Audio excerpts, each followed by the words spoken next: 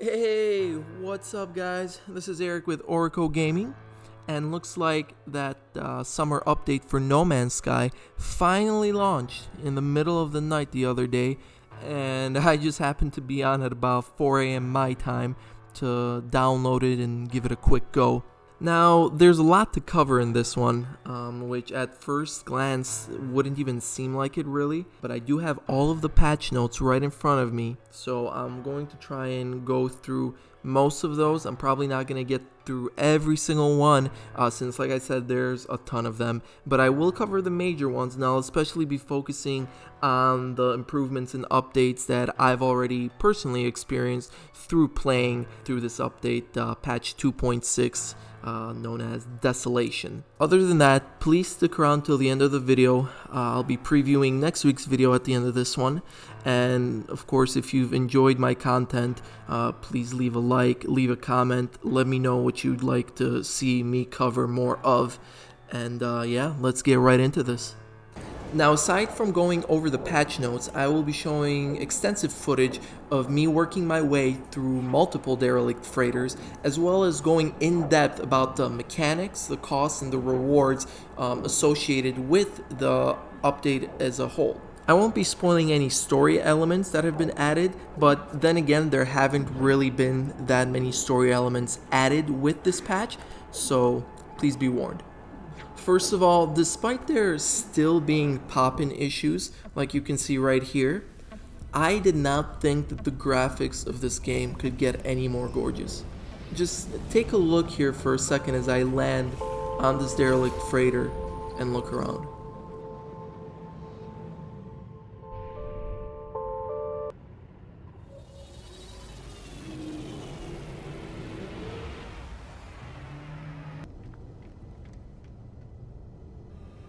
With that being said, the bloom and lighting effects were a little bit too much for me. Going through a freighter, the muzzle flare feels like even more of an instant epilepsy trigger than it already was.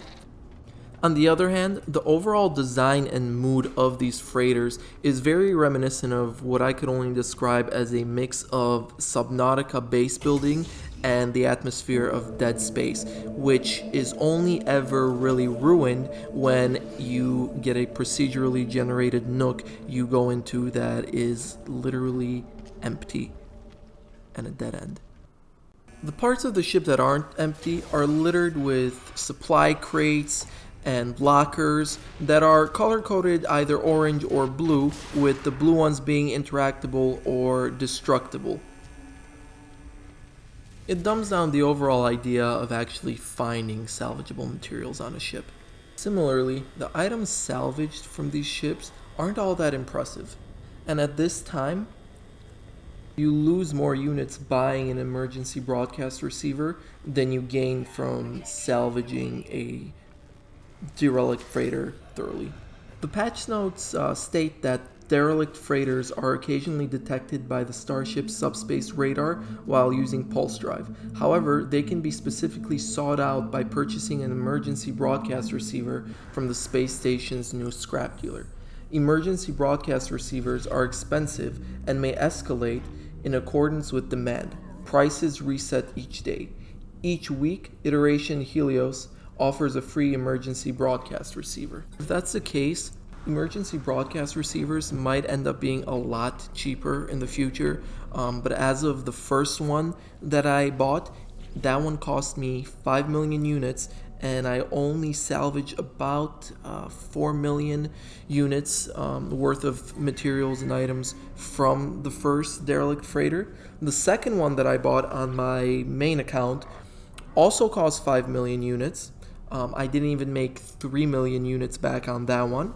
And then the second one that I bought in the same system that I bought the first one from on my main account, I paid 10 million units, and I think my loot was worth also about 3 to 4 million units. I was checking prices of the receivers in another system, and it seemed to go back to 5 million, so I'm not sure if it's purely based on demand or if it's also based on how many specific receivers you've bought from one system. Either way, currently it wouldn't be a big deal for somebody who's been playing the game for a long time and has accumulated a lot of wealth that they really have nothing else to do with. But this definitely does not seem like an update for everybody that any beginner could participate in. You can also salvage roughly 1,500 to 2,000 nanites from doing a single derelict freighter, and that's with salvaging nanites from supply crates within the ship, and then also selling captain's logs and other such findings at a space station to a scrap dealer. This makes gathering nanites significantly easier for those who have the money to buy broadcast receivers. But the update also implements a new use for the nanites, which I will be getting into in a little bit. The final reward you can get from exploring a derelict freighter is really the only reason, in my opinion, to even do these encounters. In the final room of one of these freighters, you have the ability to choose from one of 3 possible rewards. The nanite reward, which I'm not sure how many nanites that rewards, as I have not done that option yet. The technology module reward for your capital freighter, which I've done once and received a B-class technology module. And then finally a bulkhead upgrade, which is basically just a module that increases the capacity for space on your capital freighter. I have used one of them on my main account, since that's the only account I have a freighter on currently, and I think I received something like 5 or 6 new cargo spaces on my freighter, as well as I believe 1 or 2 new technology slots. Ultimately, it seems like if you already own a high-class freighter, or capital freighter that is, and you're not planning on upgrading or switching it, then after a few of these encounters you really have no reason to choose the option for the bulkhead anymore as a reward. Before I go over the new types of enemies that are part of the encounter, let's go over all of the tweaks to combat from the patch notes, and bear with me, there's a lot of them. So, Sentinel health has been lowered, but once started and hunting the player, they now spawn in larger groups. Sentinel weapon speeds have been adjusted to improve the feel of combat. Player projectiles and aiming have been adjusted to improve the feel of combat. In general, player weapon reload speeds have been reduced and clip sizes increased. The base damage of the boltcaster has been increased.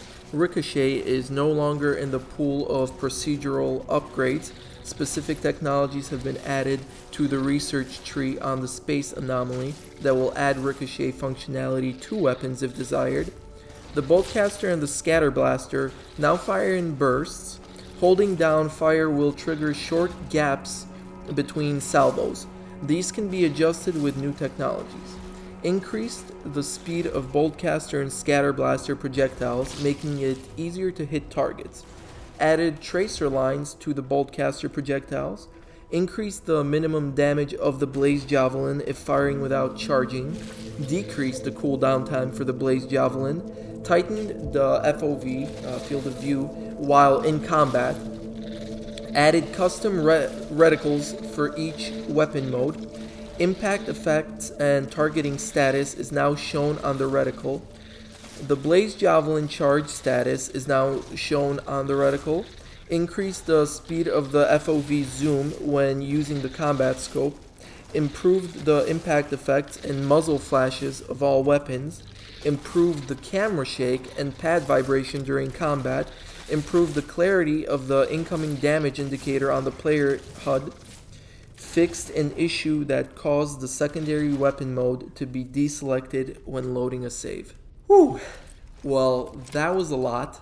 Unfortunately, I don't think all these changes are for the better. Increasing the amount of sentinels that spawn when attacking is a great change. Makes the game a little bit more difficult even for people with weapons that have been upgraded a lot.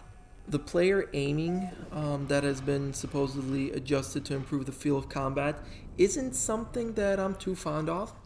Aiming my boltcaster now feels a lot more sluggish, and I'm not sure if I'm going to have to adjust my sensitivity in order to fix that issue, or if this is just something that comes with this update. The faster reload speeds are a godsend. That needed to happen. With the Boltcaster and Scatter Blaster now firing in bursts, I believe that now all the weapons in the game either fire in bursts or have to be charged up, sort of like the Blaze Javelin. Just from going through these encounters on the derelict freighters, I can tell you that I absolutely despise the short bursts of the Boltcaster. Increasing the minimum damage on the Blaze Javelin, that's a great addition. Overall, most of these tweaks to combat are very welcome, especially since many of them should have been implemented earlier. However, the few missteps seem to me to impact combat more significantly than the positive changes. Now, with all of these changes to combat, you would think that this new encounter is going to be something that's extremely challenging and takes a lot of effort, concentration, and skill to actually pass. You'd be pretty wrong in thinking that, though. I can confirm that there's at least 3 new types of enemies that you can only encounter on one of these derelict freighters. There's what looks like baby versions of the monstrosities you can encounter on an abandoned facility. And those break out of these disgusting pulsating nests. Countering them also introduces what I would consider the first sort of stealth element to No Man's Sky. It's really not something I ever imagined was needed in No Man's Sky, and frankly feels kind of tedious rather than an alternative approach to these encounters. Mind you, I'm not a huge fan of stealth games, but I do have a couple series which I absolutely love that you could classify as stealth games, such as the Metal Gear Solid series or the Sly Cooper series. And obviously both of those have very sort of different approaches to stealth and varying degrees of what you can actually do stealthily. This mechanic of avoiding the nests and the monstrosities altogether doesn't even scratch the surface of what I would consider stealth. But nonetheless, there is really no other way of classifying trying to stand in front of one of these pulsating nests until it stops pulsating, until you can move away or maybe even run away, as opposed to outright shooting it and waiting for these baby monstrosities to crawl out and start attacking you, or trying to run past one of the pulsating nests and having it break open with that evil spawn coming out. It works, and it's a consistent mechanic, which for stealth elements in any game is very important, I think. Unfortunately, it's just super tedious and boring. There is absolutely no reason to go into one of the larger rooms and wait 10 to 15 seconds for every single nest you pass to stop pulsating so you can pass it. Especially when you have a room with 6, 7, 8, 10 nests, when you can just go ahead and shoot it and take care of the monstrosities in half the time, even with a multi-tool that only has one weapon upgrade. The other biological enemy that was introduced with this is a sort of neon green floating jellyfish thing. Those are completely silent, and sometimes you can completely miss them walking into a room. That was the case with the second encounter that I did, and I walked into the final room, didn't see them at all, went up to a salvage crate to get whatever was in there, and suddenly I took damage. I turn around, this floating neon green blob is trying to attack me. They actually look really awesome and creepy at the same time. They're just these neon green space jellyfish. But unfortunately, they also pose really no danger to anyone doing these encounters, just because they move very slowly and they have no projectile attack whatsoever. Finally, the last new enemy is not biological. It is just a security system on these freighters. I've really only encountered this on my first encounter, and only in one room, so I'm not exactly sure if there's more to that enemy type that I'm missing, but from what I can tell, there really isn't, and it's sort of just a system that scans the floor of the room in which you find the I guess the security system. And if you get caught by the scan, a turret comes out of the ceiling and it starts attacking you, obviously. You can, of course, dispatch a turret with your multi-tool, your weapon. And I think out of those three enemies that I just listed, the turrets have the highest health. It seemed to take quite a few shots from my boltcaster, quite a while for me to actually destroy the one turret that spotted me. If you can run away from it though, maybe go into a side room or something, a nook to where it can't see you, then eventually it just resumes its normal scan and you're pretty much done with that. Don't have to actually fight it. But yeah, overall no challenge in any of that. Really the only way you could die in one of these encounters is if you somehow on purpose or accidentally decided to break open more than two of these monstrosity nests right at the same time. In which case you might get overwhelmed, but more likely than not you could probably backtrack and either quickly run into a teleporter by one of those terminals or just backtrack up a ladder into the previous room, whatever the case may be. The patch notes also list aggressive drones as a possible enemy on these ships. I have not encountered them. I'm hoping that maybe they're a rare encounter but a much more difficult type of enemy. Although from what I've seen so far I wouldn't be holding my breath. Now according to Hello Games, this entire update was inspired by a long tradition of sci-fi horror storytelling. Unfortunately, I'd say they got absolutely everything right except for the actual storytelling part of it. There are many logs and terminals you can access going through one of these ships. They each tell a procedurally generated story. Unfortunately, because of that, none of the logs continue or even at the most basic acknowledge the story from a previous log within the same ship, even within the same room. The same goes for the three bigger terminals that you have to find within a derelict freighter.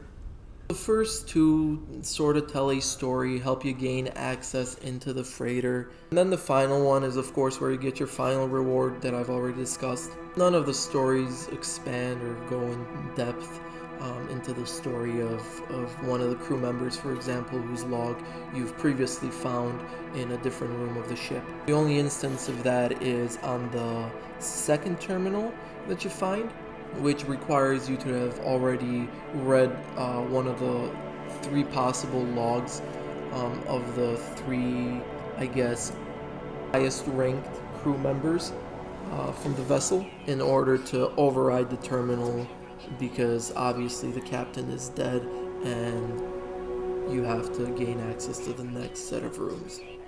Everything is too vague and too random to add to the storytelling experience of the game as a whole in any significant way. Just a few final thoughts that don't really go into any of the categories that I've already spoken about when it comes to these freighters. But overall, aside from the entire encounter being relatively easy, even with all the different enemies, you also don't get what I would consider to be unnecessary sort of feeling of fear and horror exploring these destroyed ships, because there's no survival element to it. This also seems kind of strange, as No Man's Sky was built on survival really, yet here you can go in having nothing to repair or to resupply your life support with, no hazard protection, and it's fine because you just have a heater you can turn on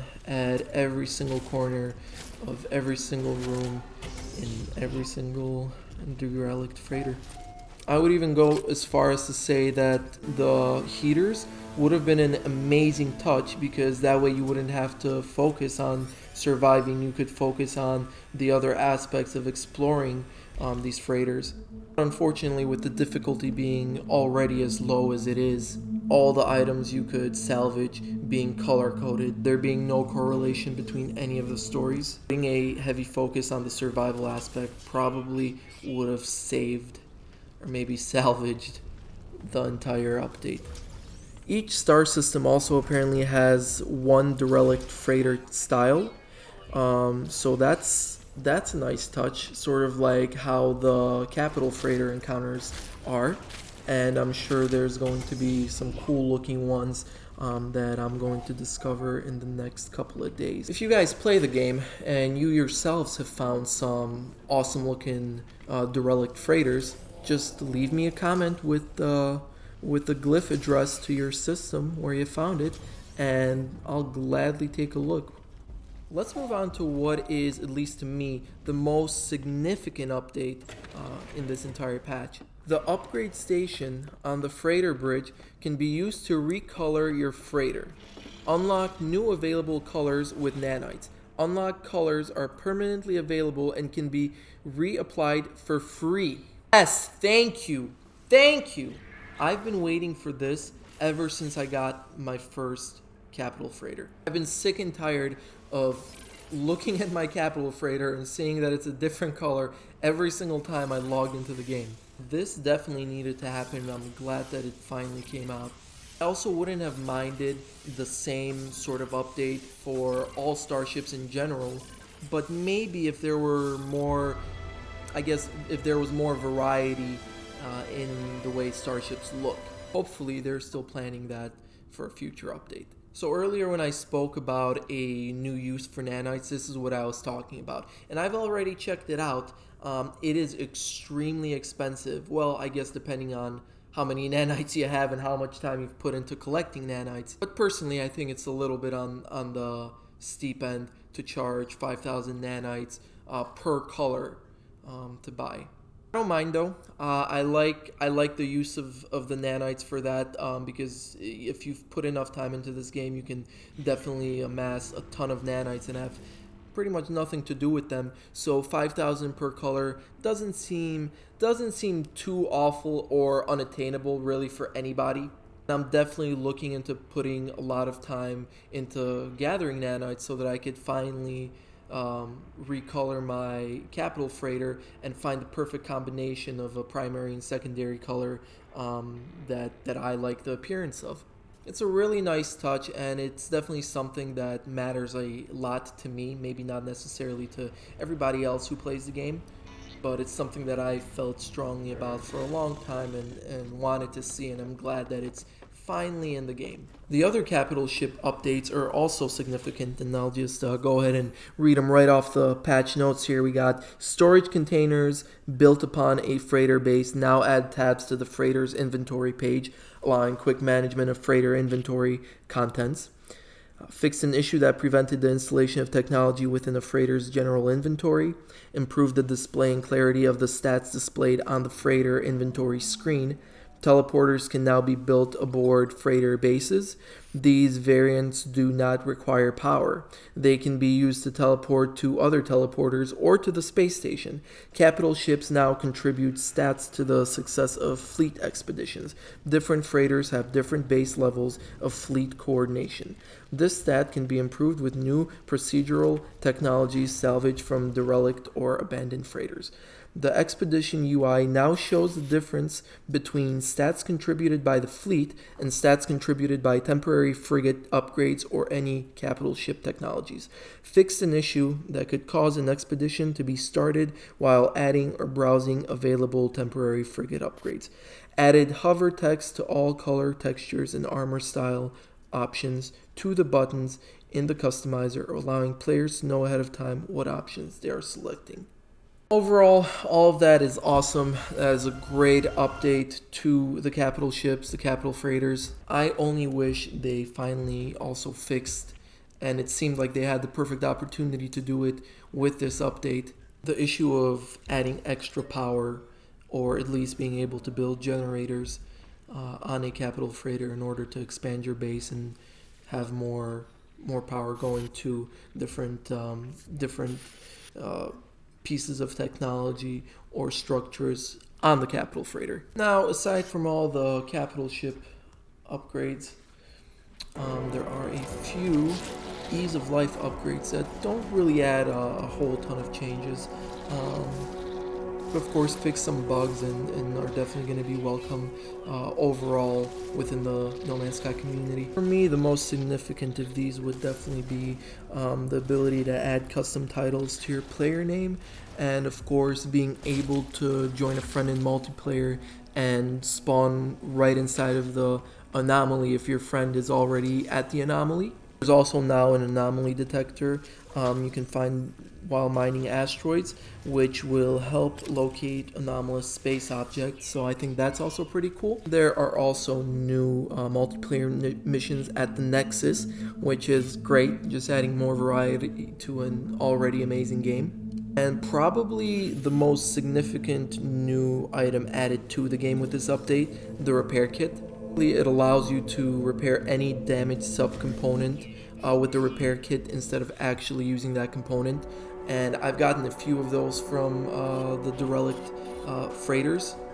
So I do have to say that that seems like it's gonna definitely make some things a lot easier, even though overall, it's still not worth a ton if you were to sell it.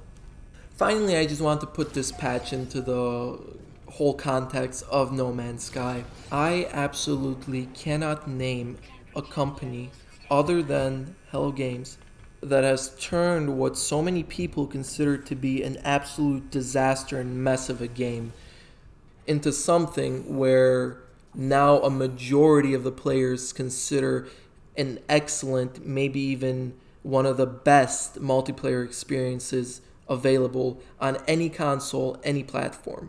This patch, although not perfect, in fact, pretty far from it in some aspects, definitely a testament to the quality and effort that the people over at Hello Games have put into No Man's Sky. It should also serve as an example, along with pretty much every single update that has been made to No Man's Sky, to other companies which make multiplayer games, even massively multiplayer online role-playing games, for example. That this is how you do multiplayer, and this is how you do updates to a multiplayer game. Nothing that I have talked about today has negatively impacted any other aspect of the game, nor has any of it created an unfair advantage for existing players. It also hasn't rendered hours of gameplay put into the game by other people useless. Whether or not you like some of the tweaks and the ease of life improvements, overall you have to agree that this is a great multiplayer update. It adds to the game without taking anything away, and that's pretty much what should be standard for every single update to any multiplayer game.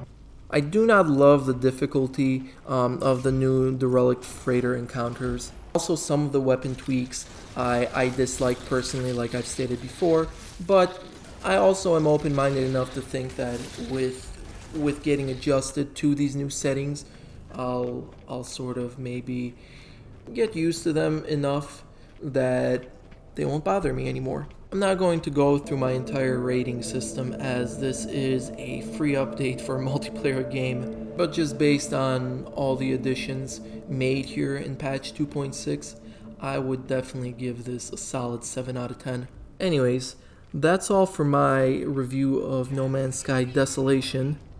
I am currently in the process of playing through the newest game in probably one of my favorite, if not my favorite series of all time, that being the Paper Mario series. Some of you probably know that the last few games in this series haven't exactly been all that, but after sitting out Sticker Star and Color Splash, I'm ready to give Paper Mario one last try. I'll be grinding my way through the Mushroom Kingdom this week, and next Friday, I hope you guys will tune in for my first full game review. Peace, man!